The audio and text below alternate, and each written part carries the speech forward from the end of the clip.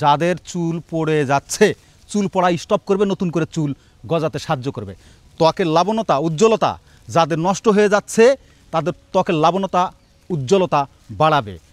সবথেকে যেটা গুরুত্বপূর্ণ কথা এবং কাজ হচ্ছে মেদভুঁড়ি যাদের বেশি হয়ে গেছে, পেটে যাদের চর্বি জমে গেছে, যারা ঠিকমতো হাঁটা চলাফেরা করতে পারছেন না, দৌড়াদৌড়ি করতে পারছেন না, নিজেকে স্বাভাবিক মনে করতেছেন না।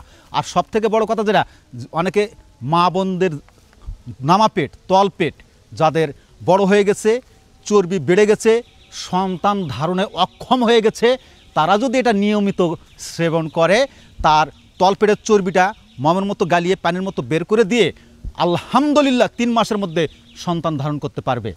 আমার সামনে যে তরুণীটাকে দেখতে পাচ্ছেন, যুবতী তরুণী, এই তরুণীর মেদভুঁড়ি বেড়ে গিয়েছিল।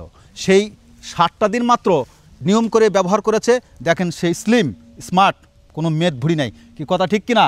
হ্যাঁ আমি কি আপনাকে যে নিয়মে বলছিলাম এই নিয়মে খেয়েছিলেন?